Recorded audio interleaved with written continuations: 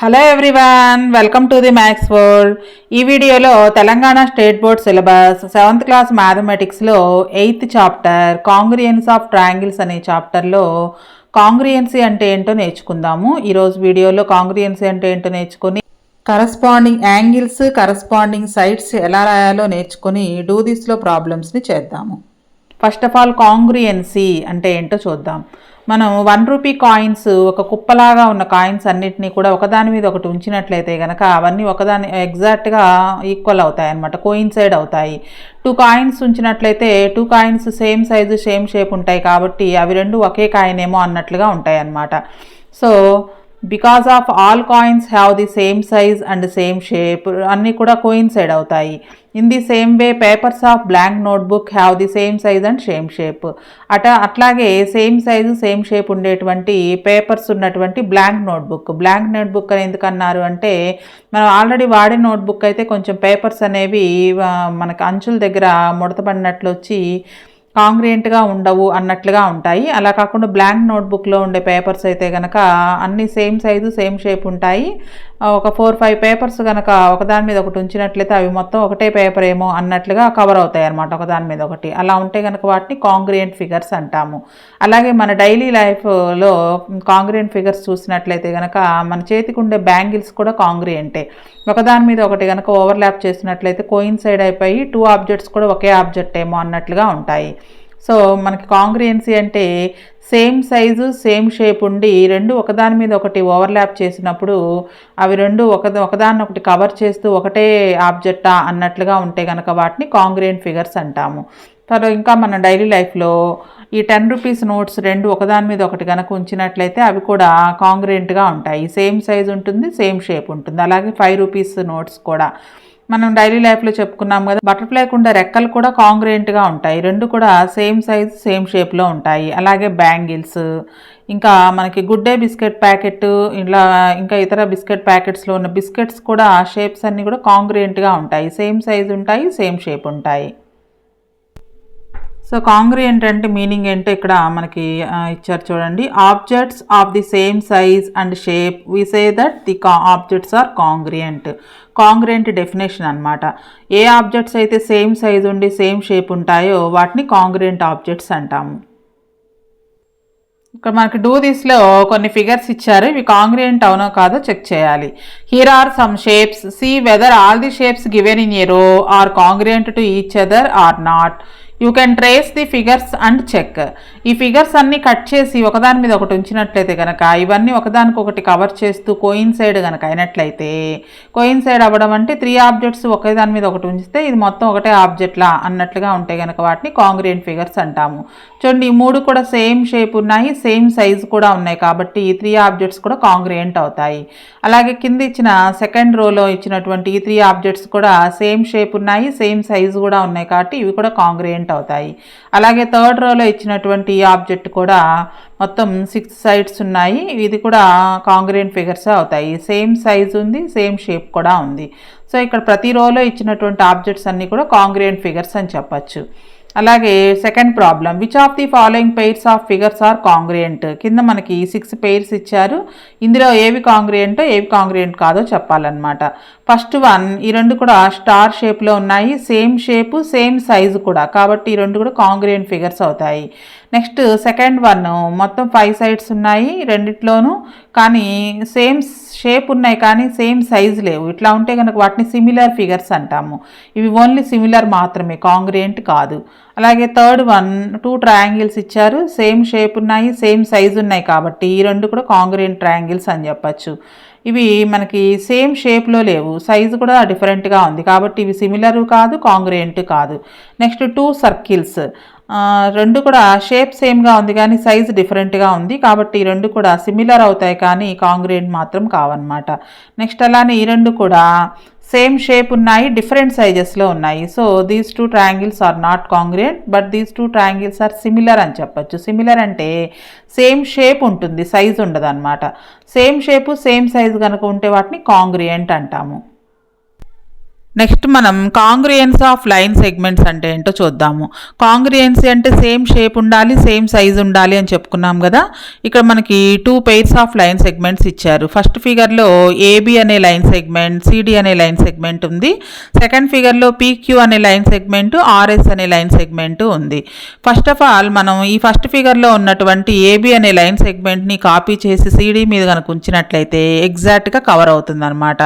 CD AB రెండు కూడా ఒకే line ఏమో అన్నట్లుగా కవర్ అవుతుంది. కాబట్టి ఈ 2 లైన్ సెగ్మెంట్స్ని కూడా కాంగ్రియంట్ అని చెప్పచ్చు. Copy the line segment AB on your tracing paper, place it on CD. You will find that AB covers CD.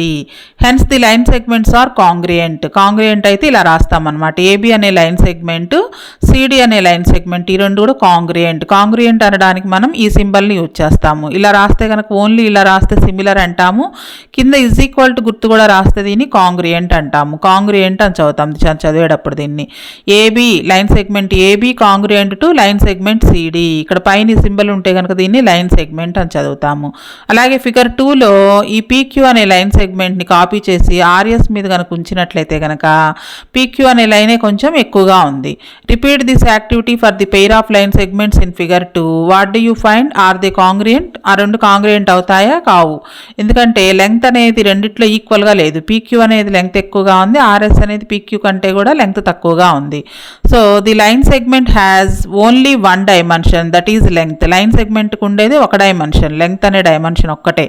So if 2 line segments have the same length, రెండిటికి కనుక same length కనుక ఉన్నట్లయితే they are congruent అని చెప్పచ్చు. ఆ 2 line segments కూడా congruent అంటాము. అలాగే కాన్వర్స్లీ, కాన్వర్స్ అంటే దీన్ని రివర్స్లో రాస్తే 2 లైన్ సెగ్మెంట్ కనుక కాంగ్రియంట్ అని కనుక చెప్పినట్లయితే ఆ రెండు సేమ్ లెంగ్త్ ఉన్నాయి అని అర్థం. సేమ్ లెంగ్త్ ఉంటే కాంగ్రియంట్ అని చెప్పచ్చు, కాంగ్రియంట్ అని కనుక ఉన్నట్లయితే సేమ్ లెంగ్త్ అని కూడా రాసుకోవచ్చు అనమాట. దీన్ని మనం ఇలా కూడా రాసుకోవచ్చు. ఏబీ ఈజ్ ఈక్వల్ సిడి అని అయినా రాయొచ్చు, లేదా AB line segment AB is congruent to line segment CD. ఈ సింబల్ ఉంటే దీన్ని కాంగ్రియంట్ అని చదవాలి. సో ఇది congruency of line segments. Same length కనుక ఉంటే 2 లైన్ సెగ్మెంట్స్కి ఆ 2 లైన్ సెగ్మెంట్స్ని కాంగ్రియంట్ అని చెప్తాము. Next congruency of triangles. మనం ఈ చాప్టర్లో మెయిన్గా నేర్చుకోపోయేదే ఈ టాపిక్కే కాంగ్రియంస్ ఆఫ్ ట్రయాంగిల్స్ గురించి అనమాట. సో కాంగ్రియంసీ అంటే చూసాం కదా, సేమ్ సైజు సేమ్ షేప్ కనుక ఉన్నట్లయితే కాంగ్రియంట్ అంటాము. అలాగే మనం కాంగ్రియంసీ ఆఫ్ లైన్ సెగ్మెంట్స్ కూడా చూసాము. 2 line segments are congruent where one of them is copy of the other. ఒక లైన్ సెగ్మెంట్ వేరే లైన్ సెగ్మెంట్ కాపీ లాగా కనుక ఉన్నట్లయితే ఆ 2 లైన్ సెగ్మెంట్స్ని కాంగ్రియంట్ అంటాము. సేమ్ అలాగే ట్రయాంగిల్స్లో కూడా 2 triangles are congruent if they are copies of one another and where when superimposed they cover each other exactly. ఒకదాని మీద ఒకటి ఉంచినప్పుడు అవి ఎగ్జాక్ట్గా కవర్ అయితే కనుక ఆ 2 ట్రయాంగిల్స్ని కూడా మనం కాంగ్రియంట్ ట్రయాంగిల్స్ అని చెప్తాము. ఇక్కడ మనకి ఎగ్జాంపుల్గా 2 ట్రయాంగిల్స్ ఇచ్చారు. Triangle A B C, triangle E F G. ఈ 2 ట్రయాంగిల్స్లోనూ 3 సైడ్స్ ఉన్నాయి, 3 యాంగిల్స్ కూడా ఉన్నాయి. అంటే మొత్తం 6 పార్ట్స్ అనమాట. 3 sides, 3 angles. So triangle A B C and triangle E F G cover each other exactly, that is they are of the same size and same shape. రెండు కూడా సేమ్ సైజులో ఉన్నాయి, సేమ్ షేప్లో కూడా ఉన్నాయి. They are congruent triangles. అలా ఉంటే కనుక వాటిని కాంగ్రియంట్ ట్రయాంగిల్స్ అని చెప్తాము. సేమ్ సైజు సేమ్ షేప్ ఉంటూ అలాగే ఎగ్జాక్ట్గా కవర్ అయితే కనుక 2 ట్రయాంగిల్స్ కాంగ్రియంట్ అవుతాయి. వాటిని ఎలా రాస్తాం మనం? We express congruence of the 2 triangles as triangle A B C. Triangle ఈ సింబల్ ఇలా రాస్తే దీన్ని ట్రయాంగిల్ అని చదవాలి. మొత్తం ట్రయాంగిల్ అని మనం స్పెల్లింగ్ రాసే పని లేకుండా ఈ సింబల్ యూజ్ చేస్తాము. ట్రయాంగిల్ ఏబిసి ఈజ్, దీన్ని కాంగ్రియంట్ అని చదవాలి. Congruent to triangle E F G. Triangle A B C is congruent to triangle E F G. ఇలా రాసినప్పుడు వీటిలో కరస్పాండింగ్ సైడ్స్, కరస్పాండింగ్ యాంగిల్స్ ఈక్వల్గా ఉంటాయి అన్నమాట. కరస్పాండింగ్ అంటే ఏమిటి అంటే ఇక్కడ మనం ఏ సైడ్ అయితే తీసుకున్నామో ఈ ట్రయాంగిల్ కూడా అదే సైడ్ తీసుకోవాలి. సపోజ్ ఇక్కడ దీన్ని బేస్ అంటాము. ఇక్కడ బేస్ తీసుకుంటే ఈ ట్రయాంగిల్లో కూడా బేస్నే మనం కంపేర్ చేయాలి. ఈ ట్రయాంగిల్లో మనం లెఫ్ట్ సైడ్ ఉన్న సైడ్ తీసుకుంటే ఈ ట్రయాంగిల్లో కూడా లెఫ్ట్ సైడ్ ఉన్న సైడ్ తీసుకోవాలి. ఇలా తీసుకుంటే వాటిని కరస్పాండింగ్ అంటాం అన్నమాట. If 2 triangles are congruent then all the corresponding 6 elements of the 2 triangles, 6 elements అంటే ఇక్కడ 3 angles, 3 sides అన్నీ కూడా కాంగ్రియంట్గా ఉండాలి. We also say that if the corresponding parts of two triangles are congruent, then the triangles are congruent. Corresponding parts అన్నాడు, ఇది very very important, జాగ్రత్తగా చూడండి. Corresponding parts అంటే ఇక్కడ బేస్ పార్ట్ ఏంటి, ఏసీ, ఇక్కడ కూడా బేసే తీసుకోవాలి. AC is equal to easy. ఇక్కడ మనకు చూడండి, ఇక్కడ 3 లైన్స్ లాగా ఇచ్చారు, అంటే ఈ 2 సైడ్స్ ఈక్వల్ అని అర్థం. నెక్స్ట్ ఇక్కడ ఒక లైన్ లాగా ఇచ్చాడు, ఇక్కడ కూడా ఒక లైన్ లాగా ఉంది, ఈ 2 సైడ్స్ ఈక్వల్ అని అర్థం. AB corresponds to EF, BC corresponds to FG, AC corresponds to EZ. అలాగే యాంగిల్స్ వచ్చేటప్పటికి యాంగిల్ ఏ ఇక్కడ ఒక లైనే ఇచ్చాడు చూడండి, ఇక్కడ ఈ దగ్గర కూడా ఒక లైనే ఇచ్చాడు. Angle A corresponds to angle E. Next అలానే ఇక్కడ 2 ఇచ్చాడు ఇలాగా. So angle B corresponds to angle F, angle C corresponds to angle G. మొత్తం 6 ఎలిమెంట్స్ అన్నమాట, 3 సైడ్స్ 3 యాంగిల్స్, మొత్తం 6 elements. This means that when you place triangle ABC on EFG, the corresponding corners fall on each other. ఈ ABC ట్రయాంగిల్ని cut చేసి దీని మీద పెట్టినప్పుడు మనం ఈ 2 కూడా మ్యాచ్ అయ్యేటట్లుగా ఉంచినట్లయితే ఎగ్జాక్ట్గా కవర్ అవుతాయి అనమాట. అలా కాకుండా ఏ అనే యాంగిల్ ఎఫ్ దగ్గర వచ్చేటట్లుగా పెడితే మళ్ళీ షేప్ అనేది మారిపోతుంది. సో కరస్పాండింగ్స్ చూసుకోవాలి. Angle A corresponds to angle ఈ, A lies on E, B lies on F, అలానే C lies on G. Also angle A falls on angle E, angle B falls on angle F, angle C falls on angle G, and lastly AB falls on, అంటే AB అనే side falls on EF. ఈ line ఈ side అనేది E F అనే side మీద ఉండేటట్లుగా coincide చేయాలి. B C falls on F G, B C అనే సైడ్ ఎఫ్జీ అనే లైన్ మీద ఉండేటట్లుగా కవర్ చేయాలి. A C falls on E G, A C అనే సైడ్ ఈజీ అనే సైడ్ మీద ఉండేటట్లుగా మనం కవర్ చేసినట్లయితే ఆ 2 ట్రయాంగిల్స్ కూడా కాంగ్రియంట్ అవుతాయి. కాంగ్రియంసీ ఆర్డర్ రాసేటప్పుడు జాగ్రత్తగా చూసుకోవాలి. If are 2 triangles are congruent, their corresponding parts, that is vertices, angles and sides match one another or equal. ఆ సైడ్స్ వర్టిసెస్ యాంగిల్స్ అన్నీ కూడా ఒకదానికొకటి మ్యాచ్ అవ్వాలి లేదా ఈక్వల్గా అన్నా ఉండాలన్నమాట. ఇక్కడ ఆర్డర్ చూడండి, ట్రయాంగిల్ ఏబిసి, ట్రయాంగిల్ ఈఎఫ్జి అని ఉంది కదా. ఇక్కడ మనం యాంగిల్స్ తీసుకునేటప్పుడు ఇక్కడ ఫస్ట్ లెటర్ తీసుకుంటే ఇక్కడ కూడా ఫస్ట్ లెటర్ తీసుకోవాలి. Angle A corresponds to angle E, angle A is congruent to angle E. ఈ సింబల్ కనుకుంటే మనం కాంగ్రియంట్ అని చదవాలి.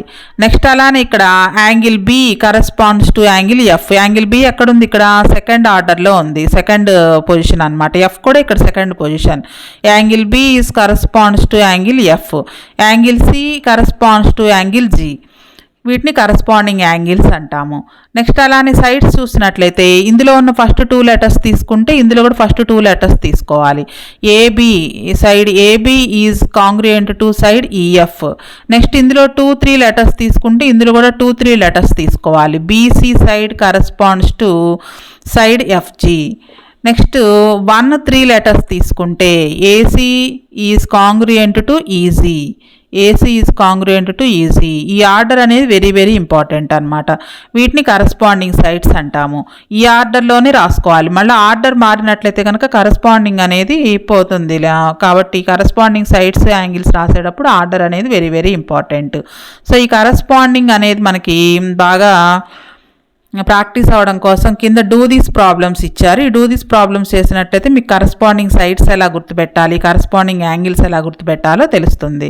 ఇక్కడ మనం 2 ట్రయాంగిల్స్ ఇచ్చారు. డూ దీస్లో కరస్పాండింగ్స్ రాయాలంట. Write the corresponding vertices, angles and sides of the 2 triangles.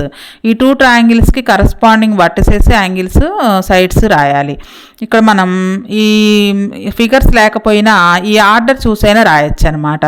Sides కనుక చూసినట్లయితే ఫస్ట్ 2 లెటర్స్ ఈఎఫ్ తీసుకుంటే ఇందులో కూడా ఫస్ట్ 2 లెటర్స్ తీసుకోవాలి, ఎల్ఎం అనమాట. సైడ్స్ రాద్దాం. ఫస్ట్ ఈఎఫ్ అనే side congruent to LM, first 2 letters, ఇందులో ఫస్ట్ 2 లెటర్స్, ఇందులో first 2 letters. Next 2-3 letters FG is congruent to MN, FG is congruent to MN. Next 1-3 EG side EG is congruent to side LN, side EG is congruent to side LN. ఇవి corresponding sides. Next corresponding angles వచ్చేటప్పటికి ఇందులో first letter అంటే angle E is equal to angle L, angle F is equal to angle M, angle G is equal to angle N. ఇవి corresponding angles. Vertices కూడా అంతే. Angle ఈ vertices corresponds to L అనమాట. మనకి ఇక్కడ figure చూసినట్లయితే కొంచెం వంకరగా ఉంది, దీనిలాగా స్ట్రైట్గా ఇవ్వలేదు. మరి ఎలా గుర్తుపట్టాలి అంటే ఇక్కడ మనం ఈ ఆర్డర్ చూసుకోవడమే. ఫస్ట్ లెటరు ఈ అనే వర్టిసెస్ ఎల్ అనే వర్టిసెస్కి కరస్పాండింగ్ అనమాట. ఎఫ్ అనే వర్టిసెస్ ఎం అనే వర్టిసెస్కి కరస్పాండింగ్, జీ అనే వర్టిసెస్ ఎన్ అనే వర్టిసెస్కి కరస్పాండింగ్. అంటే ఇదే ఆర్డర్లో మనం కనుక దీన్ని కట్ చేసి దీని మీద పెట్టినట్లయితే ఎగ్జాక్ట్గా కవర్ అవుతుంది అనమాట. ఇవి corresponding angles, corresponding sides. Next అలానే ఇక్కడ మనకి ఫిగర్స్ కూడా ఇవ్వలేదు కానీ కరస్పాండింగ్స్ రాయమని ఇచ్చాడు. If triangle A B C is congruent to, ఈ సింబల్ ఉంటే కనుక కాంగ్రియంట్ అని చదవాలి. Triangle D E F, write the parts of triangle A B C that corresponds to. A B C అనే ట్రయాంగిల్లో ఏవి డిఎఫ్ ట్రయాంగిల్లో కరస్పాండింగ్ పార్ట్స్ అవుతాయో రాయాలంట. డిఈ అనే సైడు ఏబీసీ ట్రయాంగిల్లో దేనికి కరస్పాండెన్స్ అవుతుంది? డిఈ అనేది ఫస్ట్ 2 లెటర్స్. సో ఇందులో ఫస్ట్ 2 లెటర్స్ ఏంటి? ఏబి. అంటే డిఈ అనే సైడ్ ఏబి అనే సైడ్కి కరస్పాండెన్స్ అనమాట, కాంగ్రియంట్ అవుతుంది. నెక్స్ట్ యాంగిల్ ఈ దేనికి ఈక్వల్? యాంగిల్ ఈ ఎక్కడ ఉంది? ఇక్కడ మధ్యలో ఉంది. సో యాంగిల్ బికి ఈక్వల్ అనమాట. Angle E is equal to angle B.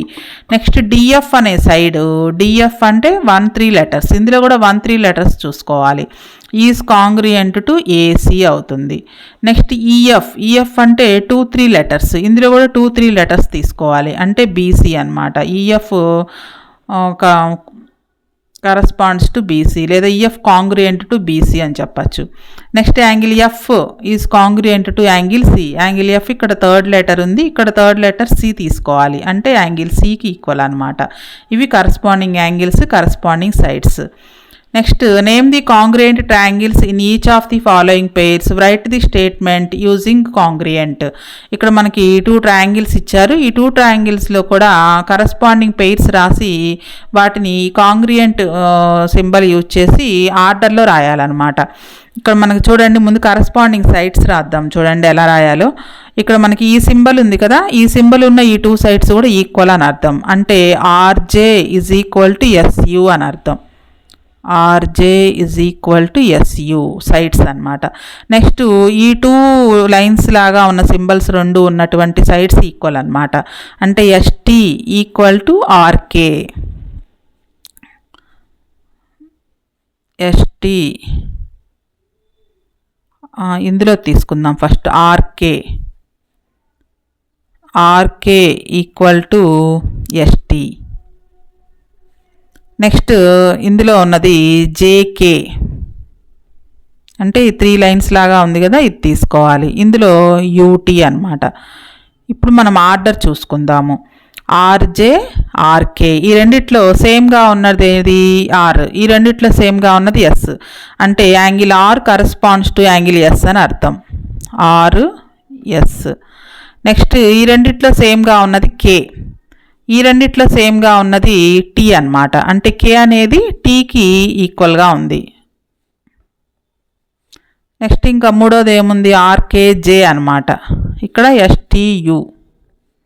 ఇవి ఆర్డర్ అనమాట. ఒకసారి చెక్ చేసుకుందాం మళ్ళీ మనం. ఫస్ట్ 2 లెటర్స్, ఇందులో first 2 letters. RK is equal to ST, కరెక్టే. 2-3 letters. KJ is equal to TU, KJ is equal to TU, కరెక్టే. Next 1-3 letters. RJ is equal to SU, RJ is equal to SU. ఇది order అనమాట. Angles కూడా అంతే, same. Angle R equal to angle S. ఇక్కడ చూడండి, angle R is equal to, ఇక్కడ 3 lines లాగా ఉంది చూడండి, angle ఎస్కి equal. Next angle K is equal to angle T. Angle K is equal to angle T. ఇక్కడ ఒక లైన్ లాగా ఉంది, ఈ 2 angles equal. Next angle J is equal to angle U. Angle J ఇక్కడ 2 lines ఉన్నాయి, ఇక్కడ 2 lines ఉన్నాయి. ఈ ఆర్డర్ అనేది వెరీ వెరీ ఇంపార్టెంట్ అనమాట. మనం చూడండి, ఆర్కేజే ఈ ఆర్డర్లో రాసాము. ఆర్కేజే ఇక్కడ ఎస్టీయు ఇలా రాసాము. ఈ ఆర్డర్ అనేది వెరీ వెరీ ఇంపార్టెంట్. నెక్స్ట్ అలానే సెకండ్ ఫిగర్లో కూడా కరస్పాండింగ్ పార్ట్స్ చూద్దాము.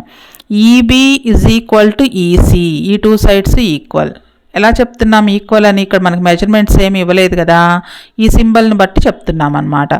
Next BI is equal to CI. ఈ టూ సైడ్స్ కూడా ఇలా టూ సింబల్స్ ఉన్నాయి లైన్స్ లాగా. So BI is equal to CI. Next ఈ టూ ట్రయాంగిల్స్లోనూ ఈఐ లేదా ఐఈ అనేది కామన్ సైడ్ అనమాట.